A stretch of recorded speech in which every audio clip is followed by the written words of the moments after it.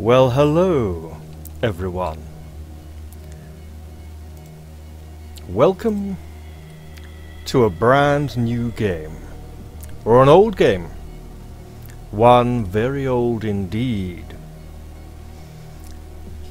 One that has been around since time beyond remembering.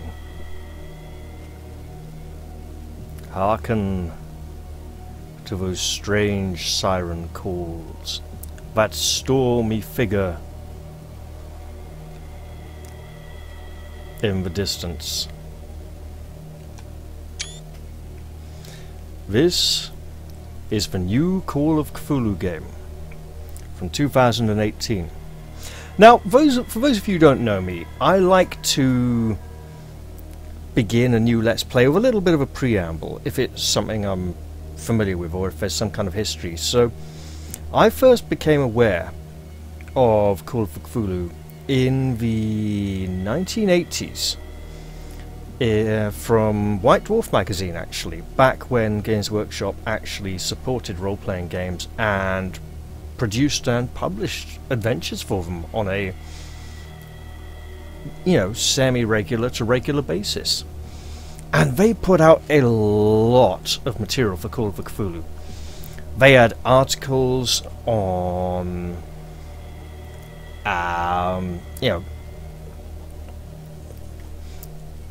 articles on the scientific names for lots of phobias that weren't covered in the regular Call of Cthulhu rulebook. There are some really weird phobias out there, by the way. And I mean really weird ones. And it, for a game centered around madness and despair and a lack of hope, yeah, having extra mental failings to call upon would be useful. They had an article on running Call of Cthullu set in England in the 1960s, where I imagine the majority of the population would be too stoned to notice. Actually, that's more 70s, isn't it? But yeah, they had a really good adventure featuring Dashiell Hammett, the author of Red Harvest and a load of hard-boiled 1920s and 1930s detective stories, and the original screen vamp Fader Barra, and a Hound of Tindalos. It was a murder mystery. Dashiell Hammett was getting frustrated because he wasn't getting anywhere with his investigation. Fader Barra wanted to hire the player characters, and they had to go and investigate, and eventually they'd find out it's a Hound of Tindalos that's going to kill you all. Game over. Speaking of which, actually, one of the main conceits of Call of Cthulhu is that everyone, every playable character will die or go insane in the end. The old ones, the Cthulhu monsters, are supposed to be so powerful and operating on such a cosmic scale that humanity are less than insects to them. They just don't care. You don't matter. And that realization that you are insignificant to the grand schemes of these magnificent, ginormous beings is supposed to drive people insane. Now, when I first became aware of Call of Cthulhu, I did become aware of all of the tentacles. I still don't get it. Tentacles don't really do much for me. It's like, okay, it's a tentacle, it's not part of anatomy. I mean, at the time, Chaos Warriors and mutants in Warhammer sometimes had tentacles. I mean, tentacles, claws and horns were the most common mutations present, and there did seem to be a fair few tentacles, but I just thought, okay, it's just, another tentacle, fine. And then we got to the Call of Cthulhu monsters, which were, in many cases, seemed to be comprised almost entirely of tentacles. And I thought, oh, come on, I'm getting bored of tentacles now, show me something else. I don't understand why the tentacles are supposed to be so scary, or why the Cthulhu fans are supposed to get so excited about them. Well, now I'm older and I understand why some people get excited about tentacles, but that just seems weird and not quite for me. So anyway, Here we have a new Call of Cthulu game. I've recently finished watching fellow YouTuber Loteri's playthrough of Call of Cthulu Dark Corners of the Earth from something like 2006, and I must say, while the game was very enjoyable to watch, I feel the developers rather missed the whole point of the enemies being indestructible and undefeatable, in that they started out well with a really good stealth and investigation game, and then about a quarter of the way to a third of the way through, they just turned it into a first-person shooter running around gung-ho blasting stuff. And that's not because of the way Loteri played it. He actually played it quite sneaky and sensible, but the way it was designed, you know, blowing away cultists and alien monsters with relative ease, just felt like the developers had missed the whole point of the insignificance of humanity and the impending doom and pathetic hopelessness of it all. Now, that being said, this game is entirely new, and I have no idea how it's going to play. I have looked at the controls, and actually I'm just going to quickly check this seems to be recording. Yeah, that's all good so far. I can record the menu. I looked at the control options. WASD, left control to crouch, left shift to sprint, E to interact, the notorious Skyrim E key there, light, next light and previous light. Apparently there are 3 lights, no more no less, and a shoot button, which gives me a horrible suspicion this might turn into a close combat game, which I'm not looking forward to. I am interested with these 3 light buttons though. I suppose I'll get to find out what they are in the game itself.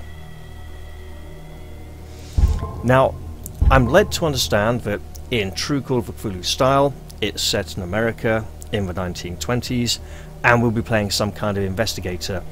I have seen a few trailers for the game, including a bit of gameplay. I believe we're playing a man who was in the First World War, with a really impressive beard, which I absolutely adore, but it's rather unfashionable for the 1920s when virtually everyone was clean shaven, with the possible exception of being with the occasional little tiny pencil thin moustache. But hey, that's enough of me waffling on. Let's get into the game.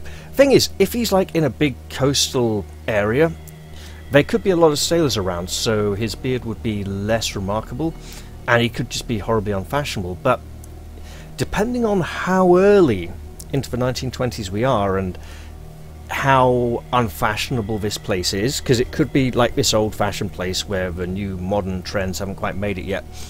But we'll see. It'll be interesting. Let's dive on in and see how things go, and of course, fully expecting to die or go insane. And also, as a Cthulhu game, I'm expecting this to be a horror game, right? I mean, I loved Hellblade, apart from the 2 or 3 times when I really struggled with the controls. And that wasn't even marketed as a horror game, but about a third of the way through it became rapidly apparent that it was actually a horror game. This should be a horror game, so I'm expecting serious nasties. However, in Hellblade, Senua was mad from the beginning. The thing about Call of Cthulhu is the idea of sanity slipping away and dwindling into nothing, and madness rising. So let's see what the game has to present to us. Yes, empty slot. I will absolutely be empty slot, whatever that means. Chapter 1. Pierce Investigations Agency, Boston. Boston, 1924. Edward Pierce, veteran of the First World War, drowns his memories in liquor and sleeping pills. He is now a private detective who has trouble finding a case able to lift him from his torpor. Pierce must find a new case quickly, or risk losing his license. Now, this symbol down in the bottom left here, I have been informed, means the game is loading or saving something, so I should not turn off my computer when that is... Why would I turn off my computer while the game's still running? This is not a PlayStation.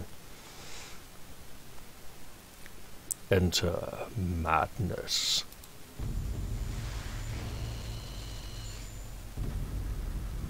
If I am mad, it is mercy. May the gods pity the man who in his callousness can remain sane to a hideous end. H.P. Lovecraft, the thin-faced man with the impossibly thin head, and okay, that's pretty revolting, yep.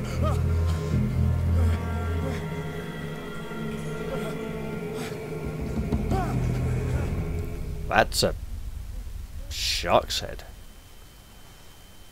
That's a big shark's head. That ringing in the ears was not as convincing as the ringing in the ears from Vermintide 2, and I must say, whoever did the sound effects for Vermintide 2 did a really convincing job of that sound effect. I believe that whoever did that sound effect has definitely had that experience. Having experienced that myself, I wonder if we're playing the main character now. Bugger me, that camera rotated really quickly. Okay, let's edge forwards. Because this could be some kind of hallucination or nightmare. Are controls disabled until... No, controls are not disabled. Oh, it's a toggle.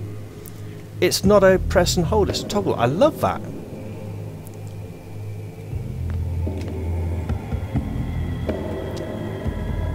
Okay. So we'll be down in this cave with a metal gate. A metal grill. There's viscera and entrails on the floor. Lots of dead dolphin or shark parts here. This is grisly, to say the least. Hello? Is there anyone up there? Could you hear me? Is it even worth shouting? No, because people might hear me. I don't know where I am. I've been thrown into the middle of this thing here. This could be anything, but this all looks pretty unpleasant. Is there anything around here that I can see? I don't know if I'm in some kind of tutorial because I was shown movement controls then.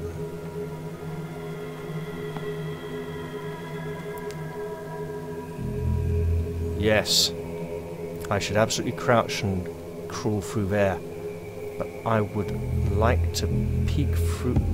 What is this? This is obviously chained shut. I hope nobody heard that sound and that nobody comes to investigate. Oh, that is freaky.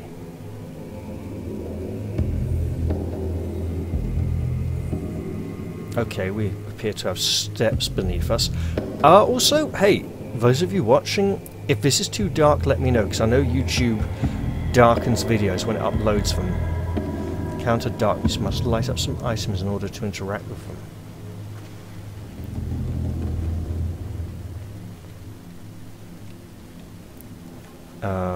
Hello.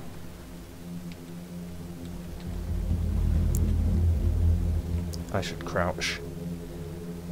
I feel very unsafe here, as if something out there in the darkness is paddling around, waiting for me to come.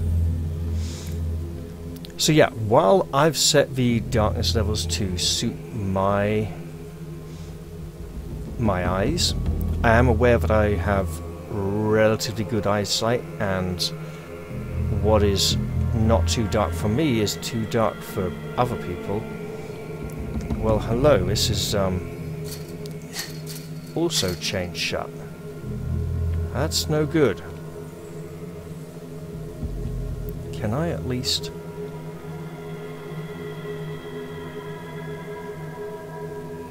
find something in the dark here? I mean, look, I can see the thing here. Wait.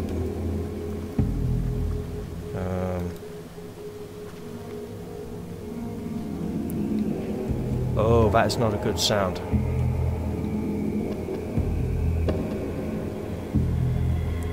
Why on earth? Well, look. Provided I can get to this lantern safely, with the green mist swirling about it, there's a boat there. I would like to take this lantern. Yes, I will pick up the object. There's no point crouching now. I am very visible.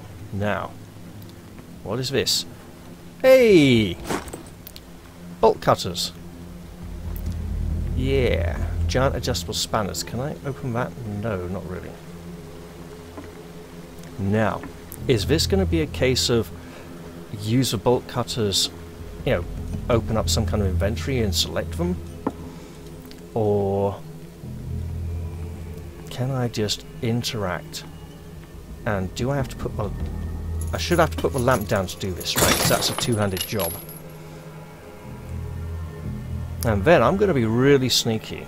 Well, not really sneaky, just a little bit sneaky. And come back round here. And kneel down. Crawl through my lantern. Look at all that seaweed. All that kelp. Some of it's even red. Ugh. And I may need to come through this door in case of trouble. I mean, I probably shouldn't. I'm probably expected to just run right through.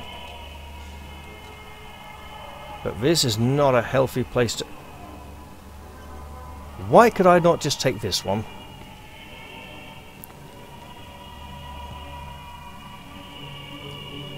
Maybe I could. I should have come back and checked. Yeah, this is some kind of nasty butchery. I believe the intended... I committed a cardinal sin. I pressed the auto move key for Skyrim to keep moving forwards. This is going to be... it's going to be Kingdom Come Deliverance all over again, isn't it? Well, hopefully not. Hopefully not. Yeah, because that didn't sound ominous. My weight pulled along. Fate inescapably draws you on. Oh, also as it's a Call of Cthulu game, I apparently have to start saying things like Iakfulu, Rutlia, and all the time. It's supposed to be unpronounceable. I've heard some really bizarre takes like R liar. It's like, how can it be R liar? The R is not a separate word, it's separated by an apostrophe. It's the beginning of something. It's also a glottal subvocalization or an abbreviation. Yeah, this has got to be some kind of horrific nightmare. Because that voice spoke to him directly. I'm seeing some kind of killer whale there, I think. Based on the markings. Yeah, I don't want to go this way. I want to go this way, through here. You won't let me go through there again, will you? But what if I take the other door to check my options? The music is certainly disconcerting. It should indeed be maddening. Is this blocked off to force me to go that way as well? What? Okay, this is madness indeed. Has it literally just led to the same place? Yes. Yes, it has. Then why from here did it look as if it was not possible to go this way? It appeared to be blocked, but now that is not the case. Ah! Because I was looking at this. I came straight through and did not look to the right. The light and the smoke are playing tricks on my senses. And I should be cautious, because obviously I don't know what death and madness are going to be like in this game.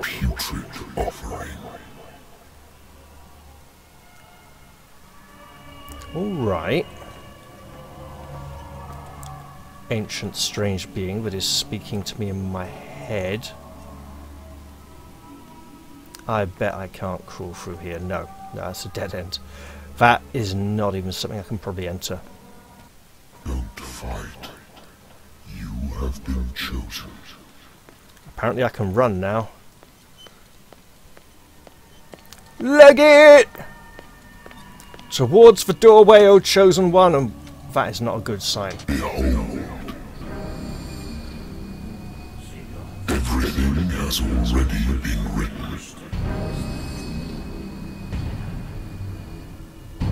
But perhaps you will attempt to change your destiny. They have no faces.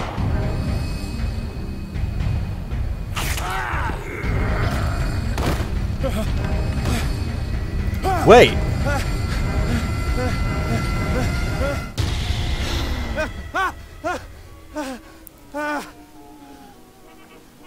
That man had his guts ripped out and no open wound where the guts were.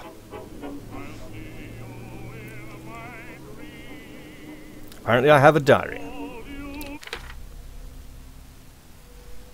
And lots of fun tabs to look at in a moment. Alright, missions. Pierce Investigation Agency. 20th of October 1924. So early in the 1920s. Okay. The doctor can well repeat to me that I no longer need my remedy to keep my memories at bay. But I know that if I stop, the memories will return. One of these mornings I probably won't wake up. Despite the treatment, I again hear voices in my dreams. But they are different, unknown. They seem to surface from unfathomable and ancient depths. What nameless creature is calling me? Well, if they're just dreams and it's the 1920s... Maybe too much rum or whiskey? Too many sleeping pills? Too much cheese before bedtime? The characters are supposed to be relatively skeptical. Well, a little open-minded to investigate things, but we don't know what kind of investigator he is or what life he's led previously. I was under the impression he was supposed to be a First World War veteran trying to make his living in civilian life, and that could explain why he could be shell-shocked and traumatized. Right, Pierce. Here's our lovely, lovely investigator. What an impressive shirt and waistcoat combination there. Is that something like a skull, bird skull hanging around his neck or something? Okay. 6 CP needed before next level. I presume CP is character points. Alright, let's see. We have skills and sanity. Oh, great. I do like this skill system. It looks interesting. They're all at 2 out of 5.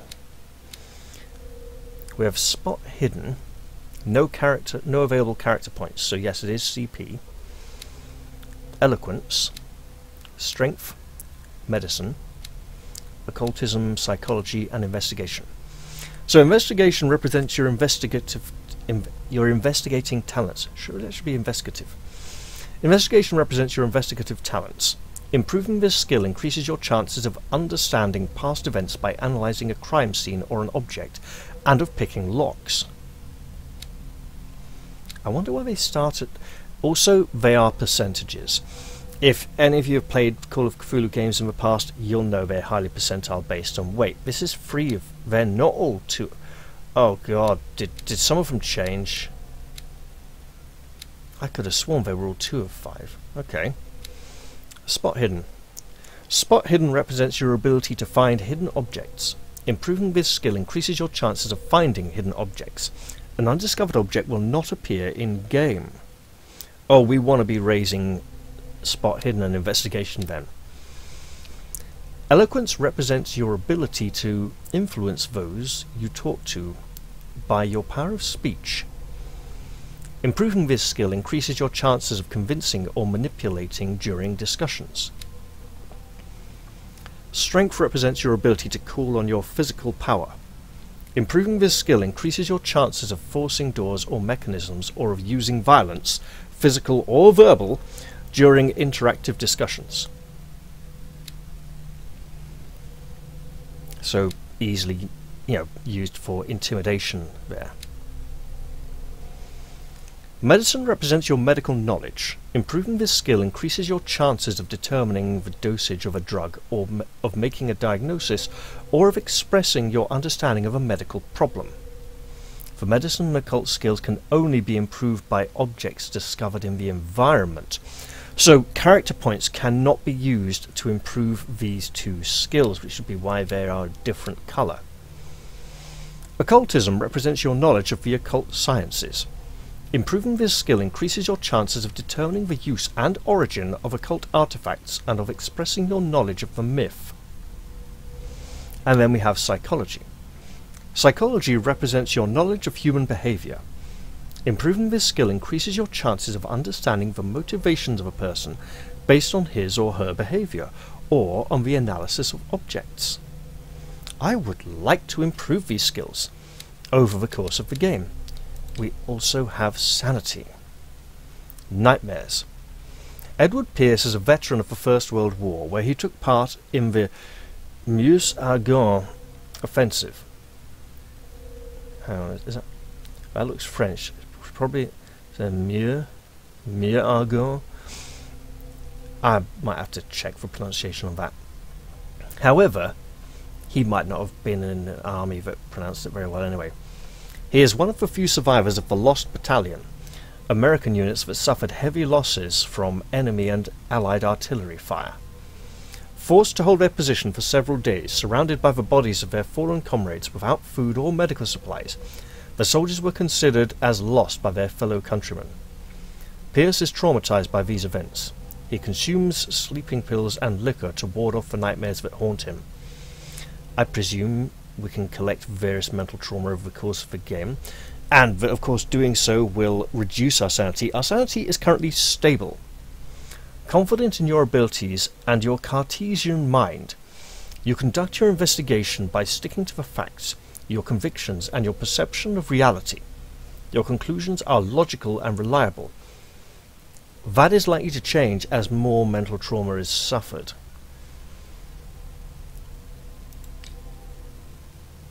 I don't... wait, remove? Is that like a respec? Let's see. No, okay. So these are our starting skills.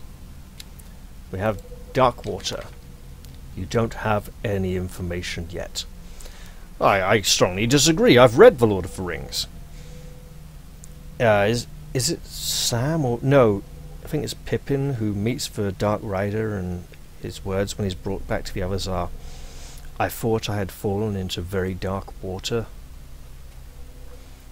Also, is this Innsmouth? That'd be great if it was. Innsmouth is probably one of the best Cthulhu stories, but probably one of the most overused. Pierce Investigations Agency. My private detective agency, contracted to the Wentworth Detective Agency. After the Great War, I decided to set up in Boston, where there is no lack of work for guys like me. One small-time case follows the other. Adultery, settled scores, disappearances that are not actual disappearances. The old office is less comfortable than a real bed, and I should probably get rid of those empty bottles. But this place is mine, for the moment. Let's have an inventory. Lost Battalion. Now that's not the 10th of July 1918 because he's American, so it's the 7th of November 1918. Wait, didn't they release this game on the 7th of November 2018? I should check that, because if so, that would be a nice little in-game joke there. Can I rotate this? No, I can't. Okay. F to inspect. Yeah, show me. Yeah, that's right. I can turn it around now. It's a lighter. Or a hip flask. It looks mostly like a lighter. What's on the... I can't see that bit on the bottom there. Oh well. Wait. Okay, so just either mouse button will do. Got it. My old lighter that I engraved in memory of the 77th Infantry Division and the men of the Lost Battalion who fell. Inventory. Knowledge. He knows nothing. He comes from Barcelona. Well, he probably doesn't. Nothing on the case. Alright. There are things here. Hey. I wonder why I still take these things. The doctor prescribed them when I returned from the war. They swore that they would put an end to the nightmares, but for a while now their effect has been wearing off. It just says sleeping pills. Trademark sleeping pills. Registered trademark. Use with caution.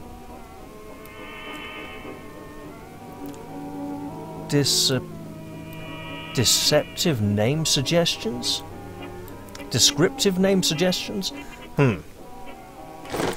I probably shouldn't spend too much time here looking at the clock. I'm probably at a good time to end the episode, actually.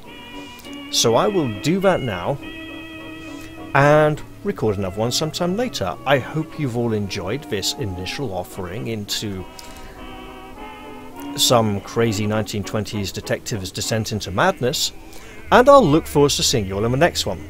I'll say bye-bye for now, and cheerio, guys!